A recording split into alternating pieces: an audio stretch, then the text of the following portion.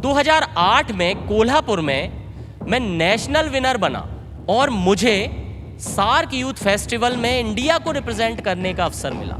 SI के interview में LLB करने वाले को 5% मार्क्स मिलते हैं। उन 5% मार्क्स के लिए मैंने एलएलबी की।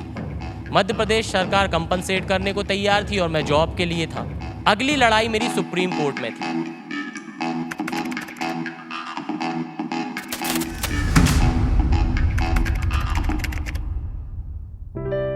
मैं हूं क्या, मैं हूं कौन और मेरी पहचान क्या है? बेसिकली मैं मध्य प्रदेश शासन के गृह विभाग में एक राजपत्रित अधिकारी हूँ। एडीपीओ के तौर पर मैं अपनी सेवाएं ग्वालियर में दे रहा हूँ।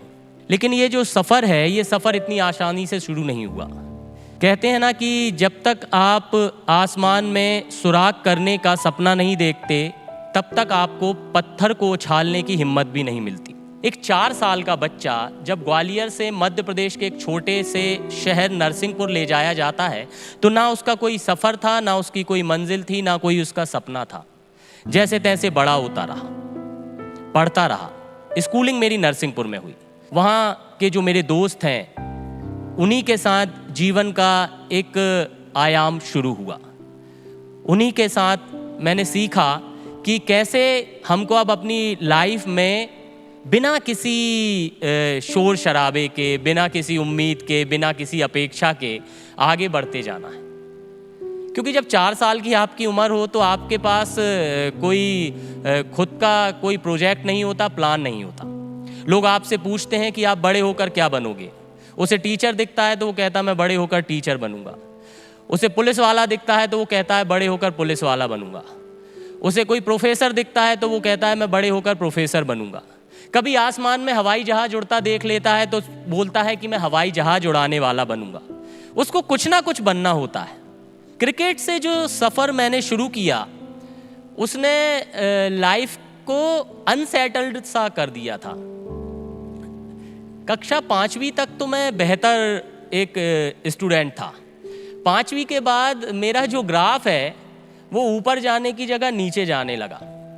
उस समय आईपीएल का दौर नहीं था, मोबाइल का दौर भी नहीं था। उस समय अगर कुछ था तो वो थे कंचे, गिल्ली डंडे और क्रिकेट। कहते हैं कि हमारा राष्ट्रीय खेल हॉकी है, मगर जब बच्चा पैदा होता है तब से लेकर उसके अंतिम समय तक उसे क्रिकेट से प्यार हो जाता है। वो क्रिकेट को ही जीता है। मैं भी दिन भर क्रिकेट खेलता था, मार खाता था, पिटता था, लेकिन क्रिकेट नहीं छूटता था। नतीजा ये हुआ कि कक्षा 8वीं की परीक्षा में गणित में सप्लीमेंट्री आई। घर में बहुत पीटा गया, माँ ने बहुत मारा। मेरा तो कोई सपना नहीं था, लेकिन शायद मेरी माँ का सपना टूट रहा था। क्योंकि मेरी माँ चाहती थी कि वो जिस परिस्थिति से मुझे ग्वालियर से लेकर गई थी, मैं उस परिस्थिति से बाहर निकलकर अपना जो है वो न केवल एक मंजिल पाऊँ, बल्कि कहीं ना कहीं उसका सपना भी पूरा करूँ। लेकिन वही कहते हैं ना कि आप जिस एटमॉस्फेयर में रहते हो, आपके आसपास जो लोग रहते हैं, वो तय करते हैं कि आपकी दिशा क्या होगी। वो तय करते हैं कि आप आगे बढ़ोगे कैसे। 8वीं में सप्लीमेंट्री से पास हुए, 9वीं धक्के खा के निकल गई। 10वीं में मेरे को 5 नंबर की ग्रेस मिली। 11वीं से थोड़ा सा मन में लगा कि यार लाइफ में कुछ करना है, क्योंकि अब तक अपन जैसे हैं अगर कुछ नहीं करा तो भविष्य में भी वैसे बने रहेंगे। साइंस में मेरा रुझान था, क्योंकि एमपीपीएमटी का उस समय दौर था, तो मैंने बायो के लिए ट्राई किया। लेकिन नरसिंहपुर में कहीं भी मुझे बायो में एडमिशन नहीं मिला। उन्होंने कहा कि जो तुम्हारे 10th में नंबर हैं तो बायो में तुमको लेंगे नहीं। मन टूट गया। फिर मैंने कहा क्या करें, तो मैंने भी आर्ट्स ले लिया। कला संकाय से 11वीं शुरू हुई। 11वीं भी धक्के खाते हुए निकल गई। मगर 12वीं से शायद मुझे लगता है कि ये जो मेरी जर्नी है, ये जो मेरा सफ़र है, इसको कोई और अचीवमेंट चाहिए था। ये उस तरफ जाना चाहता था जहाँ या तो प्रारब्ध था या भाग्य। हालांकि हमें ज़्यादा भाग्यवादी नहीं होना चाहिए, क्योंकि हमें कर्म पर विश्वास करना चाहिए। जब आपका कर्म साथ होगा तो भाग्य आपको कुछ बेहतर ही देगा। आप एलन मस्क बनो ना बनो, अडानी बनो ना बनो, मगर आप जो हो, आप उससे बेहतर बन जाओगे। 12वीं में लगभग 70% से मैं पास हुआ और उसके बाद अचानक दिमाग पलटा कि ग्वालियर जाना है। माँ मुझे छोड़ना नहीं चाहती थी और मैं नरसिंहपुर रुकना नहीं चाहता था। मुझे बस 12वीं में ये समझ आया कि यार अगर अब नरसिंहपुर नहीं छोड़ा तो अपन जीवन में कुछ नहीं कर पाएंगे। मेरी माँ बहुत रो रही थी क्योंकि मैं उनके साथ रहता था। मेरी माँ ने ही मुझे पाला था, पिता का ज़्यादा साथ मिला नहीं था, तो वो चाहती थी कि मैं उनके पास रहकर पढूं। 2001 में एक 17 साल का लड़का वापस ग्वालियर आता है। मेरी लाइफ में भी 2 माँ का बड़ा योगदान रहा। एक मेरी माँ जिसने मुझे जन्म दिया, मुझे विपरीत परिस्थितियों में अच्छी परवरिश देने की कोशिश की, और एक ग्वालियर में मेरी मौसी, मेरी छोटी मौसी, जिसने मुझे अपने बेटे से बढ़कर पाला। 2001 से 2004 की जो जर्नी है, ये जर्नी MLB कॉलेज में चल रही थी। मैं BA कर रहा था इस उम्मीद के साथ कि मुझे भविष्य में कुछ अच्छा बनना है, लेकिन करना क्या है वो समझ में नहीं आ रहा था। फिर अचानक जब यहाँ का एटमॉस्फेयर मिला तो ये समझ में आया कि यार UPSC और MPPSC करनी है, और यहाँ से मेरा जो कैरियर ग्राफ है वो बदलना शुरू हुआ। हर आदमी का कुछ सपना होता है, और सपने आसानी से आप सो और सपने देखो और सुबह आंख खुले और सपना पूरा हो जाए, वो होता नहीं है। लाइफ आपसे पसीना मांगती है, आपसे स्ट्रगल मांगती है, वो आपसे वो मांगती है जो आप दे सकते हो। तो 2004 से जब तैयारी शुरू की, sub inspector, UPPSC, MPPSC, UPSC, इन सब की तैयारी मन में रखकर शुरू की। लेकिन फिर वही बात कि तैयारी को मंजिल कैसे मिले। किसी ने कहा यार सब इंस्पेक्टर बनना है क्योंकि मेरी माँ पुलिस में है, तो मैंने LLB कर ली। SI के इंटरव्यू में LLB करने वाले को 5% मार्क्स मिलते हैं। उन 5% मार्क्स के लिए मैंने LLB की। मुझे पता नहीं था कि भविष्य में मैं जब प्रशासनिक सेवा में आऊँगा तो उसका कारण और कारक दोनों LLB बनेगी। 2004 से 7 तक तैयारी करता रहा। 7 में MPPCS का प्रीलिम्स दिया, सिलेक्शन नहीं हुआ। तैयारी और जोर से की। 7 के बाद फिर UPPCS का प्रीलिम्स दिया, प्रीलिम्स निकल गया। 8 में MPPCS आया, 9 में उसका प्रीलिम्स दिया, प्रीलिम्स निकल गया। फिर लगने लगा कि मंजिल मिलेगी और मंजिल मिल सकती है, लेकिन अनफॉर्चुनेटली मेंस में जाके मेरी नाव डूब जाती थी। ऐसा कई बार हुआ। इसी बीच 2009 में जो मेरा सपना था सब इंस्पेक्टर का, उसका व्यापम का एग्ज़ाम आया और 0.17% मार्क्स से, यानी 1 नंबर नहीं, 2 नंबर नहीं, 0.17% मार्क्स से मैं बाहर हो गया। तब एक दिन बहुत रोया और ये लगने लगा कि यार अब जो है, अब अपन इस लाइफ में कुछ कर नहीं सकते। लेकिन कहते हैं कि ईश्वर जानता है कि वो आपके लिए क्या चाहता है। अचानक जब तैयारी चल रही थी और हताश हो चुका था, तो किसी ने कहा कि MPPCS में ADPO का एक एग्ज़ाम होता है। तो मैं उस समय मध्य प्रदेश का जो PSC है, डिप्टी कलेक्टर DSP बनने का सपना था। लोक प्रशासन पर अच्छी पकड़ थी। बीच में दिल्ली भी घूम आए थे, भवानी सिंह के यहाँ पढ़ आए थे। वो मेंस देते देते ADPO का एग्ज़ाम दिया। ADPO के एग्ज़ाम में सिलेक्शन हो गया। जो मेरा प्रीलिम्स निकला, उसके बाद इंटरव्यू कॉल हो गया। तब लगा कि कहीं ना कहीं जो मेरी मंजिल है वो मुझे मिल जाएगी, क्योंकि ADPO class 2 second gazetted officer है। हर आदमी का सपना होता है कि यार गजेटेड ऑफिसर बने। तो ये लगता था कि अटेस्टेड करने वाले तो बन ही जाएंगे, एक प्रेस्टिजियस जॉब मिलेगी। इंटरव्यू दे के आए। 2007 में मैं कहीं से मन आया कि हम अच्छा बोल सकते हैं। 2007 में मैंने जिवाजी यूनिवर्सिटी को डिबेट, एलोक्यूशन और क्विज में, यानी लिटरेरी इवेंट में जिवाजी यूनिवर्सिटी को रिप्रेजेंट करना शुरू किया। पहला एक मौका, मैं पहला बंदा जो वेस्ट जोन यूथ फेस्टिवल में मुंबई यूनिवर्सिटी लगातार अनबीटन थी, 25 साल से वो लगातार जीत रहे थे। पहली बार मैंने मुंबई यूनिवर्सिटी को हराया। मैं डिबेट में गोल्ड मेडल जीता, मैं एलोक्यूशन में गोल्ड मेडल जीता, मैं क्विज में गोल्ड मेडल जीता। और आप कॉलेज से जीतते हो, फिर डिस्ट्रिक्ट जीतते हो, फिर यूनिवर्सिटी जीतते हो और फिर 5 स्टेट को हराकर चैंपियन बनते हो। तो एक वो सपना जो मैंने कभी देखा नहीं था वो पूरा हो रहा था। पहली बार नेशनल चला गया। 2008 के नेशनल यूथ फेस्टिवल कोल्हापुर में जब मैं गया तो जिवाजी यूनिवर्सिटी के लोगों को भी विश्वास नहीं था। उन्हें ये लगता था कि नया लड़का है, हम 4 लोगों की टीम थी, पता नहीं क्या करेगा। मुझे विश्वास था और हम में से हर एक आदमी को खुद पे विश्वास होना चाहिए कि वो जो करना चाहता है यदि वो उसमें अपना 100% एफर्ट्स दे तो किस्मत भी उसके साथ आगे बढ़ेगी। 2008 में कोल्हापुर में मैं नेशनल विनर बना। मैं डिबेट में नेशनल विनर्स बना, एलोक्यूशन में नेशनल विनर्स बना और क्विज में 3rd पोजीशन यानी मैंने ब्रॉन्ज मेडल जीता। जिवाजी यूनिवर्सिटी पहली बार अपने पूरे इतिहास में मेरे 3 मेडलों से, और वही सिर्फ 3 मेडल थे, ओवरऑल चैंपियन लिटरेरी की पूरे देश में बनी। और मुझे सार्क यूथ फेस्टिवल में इंडिया को रिप्रेजेंट करने का अवसर मिला।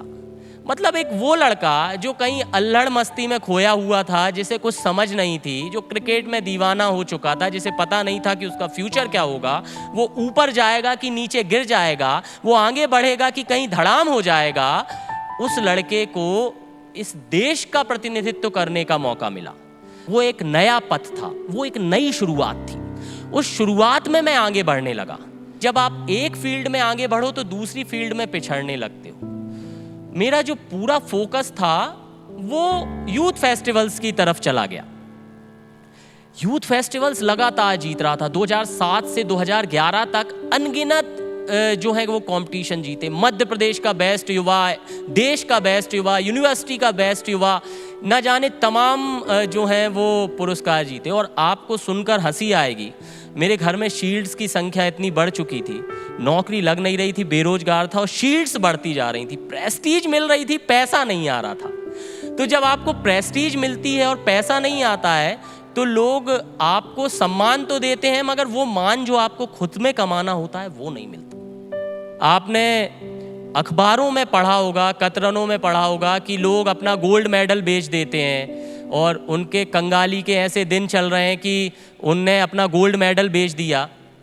मैंने इसको फील किया, खुद से फील किया। जब भी मैं कोई अवार्ड जीत कर आता था, जब भी मैं कोई प्राइज़ जीत कर आता था, एक समय के बाद ये कट ऑफ होने लगा कि मैं उस प्राइज़ को उसी दुकानदार को जिसकी चिट लगी होती थी उसको वापस कर देता था, या उस बंदे को, जो बंदा मेरे साथ गया है, उस बंदे को उससे आधी कम कीमत पर बेच देता था, क्योंकि मुझे पैसे मिलते थे, नाम मैं बहुत कमा चुका था। 2010 में जो मैंने ADPO का एग्ज़ाम दिया, उस एग्ज़ाम का 2011 में रिज़ल्ट आया।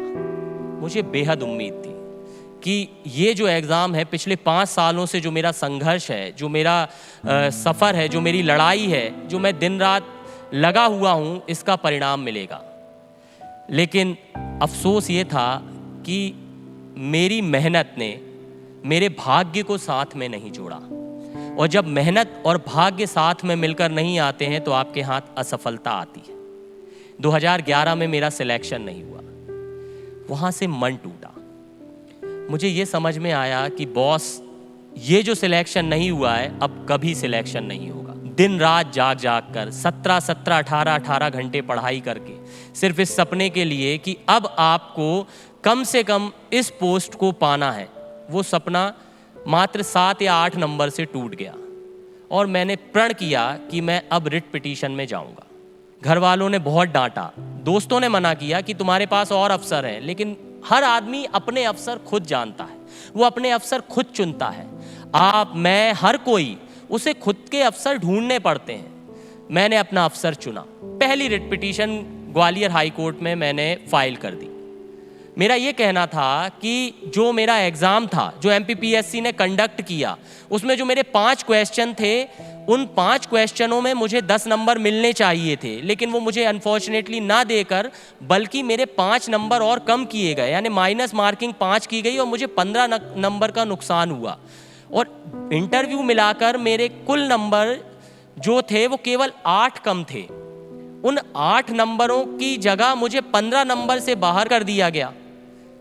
पहली पिटीशन में लड़ा, पहली पिटीशन चल रही थी, उम्मीद जागी, लेकिन मेरी पहली पिटीशन खारिज कर दी गई।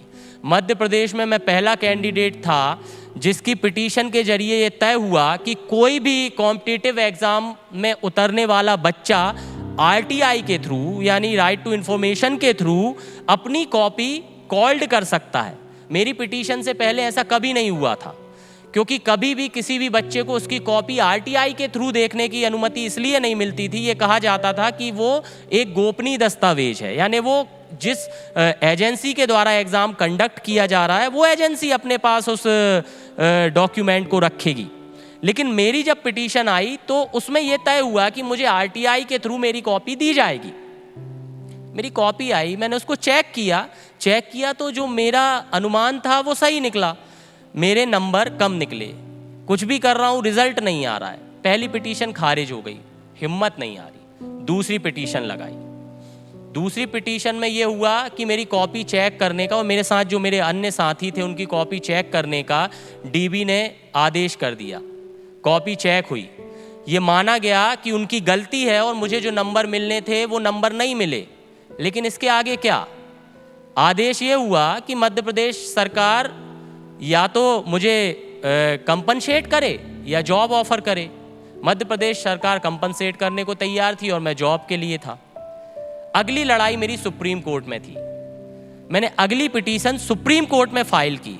इस पूरी लड़ाई को 4 साल हो गए। सुप्रीम कोर्ट में फिर 2 साल लगे। 6 साल तक मैं लड़ता रहा बिना ये सोचे कि होगा क्या, क्योंकि मैंने हमेशा, मेरा जो मोटो रहा लाइफ का वो ये रहा, हमेशा किस्मत जो होती है वो उनकी परीक्षा लेती है जो परीक्षा देने के लिए तैयार होते हैं। आप हर आदमी की परीक्षा नहीं ले सकते, जो उसके लिए एलिजिबल ही नहीं है उसका एग्जाम क्यों होगा। परीक्षा का परिणाम ये निकला कि 2017 में सुप्रीम कोर्ट ने मेरे फेवर में डिसीजन किया और मध्य प्रदेश सरकार ने मुझे जॉब ऑफर किया। असिस्टेंट डिस्ट्रिक्ट प्रोसिक्यूशन ऑफिसर यानी सहायक जिला लोक अभियोजन अधिकारी के तौर पर मध्य प्रदेश सरकार के गृह विभाग में द्वितीय राजपत्रित अधिकारी बनकर मैंने विदिशा ज्वाइन किया। ये मेरी जो जर्नी है उसका वो फेज़ था जिस फेज़ में मैं अब एक पद पा चुका था। लेकिन कहते हैं हर आदमी को इसके आगे जाना चाहिए, आपको रुकना नहीं है। मन में टीस थी। आप आध्यात्मिक आदमी होते हो तो आप भगवान शंकर को भी लोटा फेंक के मार देते हो। मैंने मार दिया कि यार तुम्हें जल चढ़ा रहे हैं और बड़े बड़े लोग आते हैं, वो जल में दूध घी दही मिला के चढ़ाते हैं, उनकी सुनते हो? हमारी तो सुनी नहीं रहे क्योंकि हम सादा जल चढ़ा रहे। तो भैया हम जल तो इसलिए चढ़ा रहे हैं ना, हम पे दूध के लिए पैसे नहीं है। तो जब आपके पास दूध के लिए पैसे नहीं तो जल ही चढ़ाएंगे। तो जो भगवान देगा हम उसको वापस करेंगे। तो जब सिलेक्शन नहीं हुआ तो मैं लोटा फेंक के मार आया। मैंने कहा अब नहीं आऊँगा कभी। फिर आस्था जागी, यार भगवान दे रहा है ना, कुछ तो देगा। फिर जाना शुरू किया, काम बनते गए। लेकिन इस बीच में बहुत फेज देखे। मैं जिस जॉब में हूँ मैं वहाँ देखता हूँ कि आदमी बहुत परेशान है, बहुत पीड़ित है, प्रताड़ित है। जुडिशियरी सिस्टम में लोगों के हालात बहुत ख़राब हैं और उनका सहारा कौन है? हम हैं। आप देखोगे कि पॉक्सो के मामले बहुत बढ़ रहे हैं। यानी 3 महीने की बच्ची के साथ दुष्कर्म, 4 महीने 4 साल, जो चीज़ हम सोच नहीं सकते समाज में वो हो रहा है।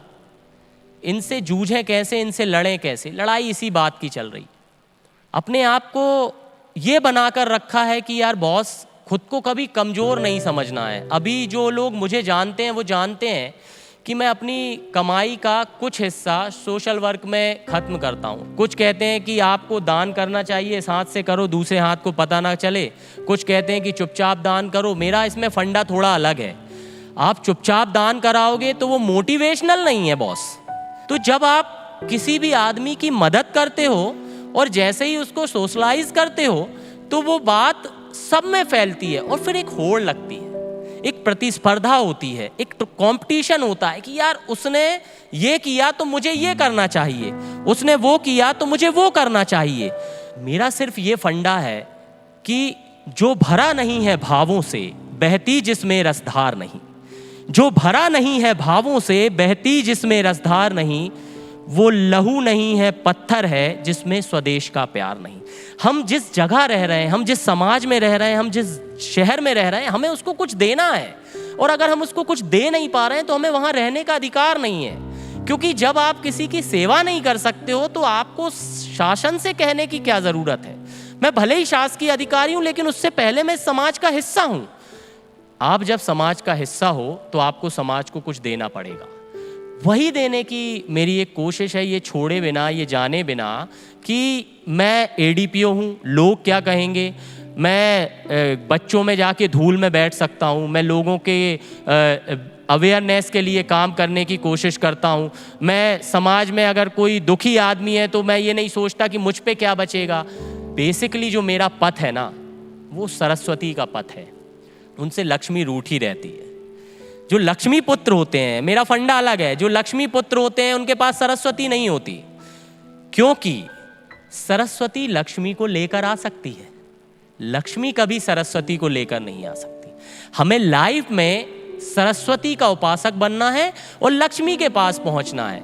हम करते कुछ और हैं, हम लक्ष्मी के उपासक बनते हैं और सरस्वती की चाहत करते हैं। ऐसा हो नहीं सकता।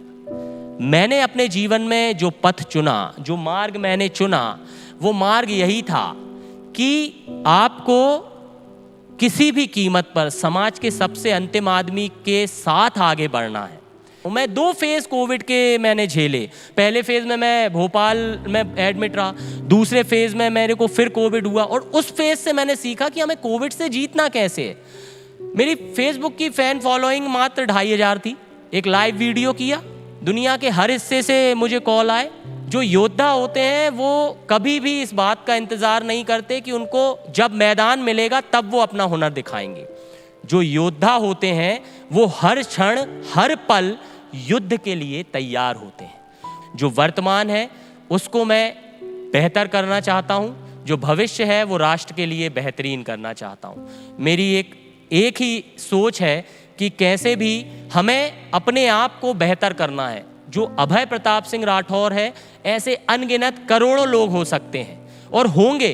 कुछ मुझसे बहुत अच्छे हैं, कुछ मुझसे बहुत नीचे हैं, लेकिन संसार में जो भी है वो सब ईश्वर के दिए हुए अपने अपने पार्ट को निभा रहा है। मैं अपना पार्ट निभा रहा हूँ, आप अपना पार्ट निभा रहे हैं। ये जो पार्ट है, इस पार्ट को जोड़कर ही हमें अपने शहर को, अपने प्रांत को, अपने राष्ट्र को, अपने विश्व को बेहतरीन करना है। मेरा जीवन का एक ध्येय रहा, जिस ध्येय पे मैं आगे बढ़ता रहा कि जब रथ क्रांति का थम जाए। बाल कवि बैरागी की ये पंक्तियां हैं, लेकिन मैं 2006 से इनको लेके चलता हूँ कि जब रथ क्रांति का थम जाए, चिंतन पर काई जम जाए, तो समझो पीढ़ी हार गई, पुरवा को पछुआ मार गई। ये जो पुरवा है, इसको पछुआ से नहीं हारना है। जब हम एक दूसरे के साथ आगे बढ़ेंगे, हम अपने लिए नहीं सबके लिए सोचेंगे, तो ना जाने कितने अभय प्रताप सिंह राठौर आएंगे, चले जाएंगे। ये शहर अपने इतिहास, अपनी समृद्धि, अपनी विरासत को समेटे रहेगा, सहेजे रहेगा और आप और हम मिलकर एक नया युग, एक नया अध्याय, एक नई क्रांति को आगे लेकर चलेंगे। शुक्रिया।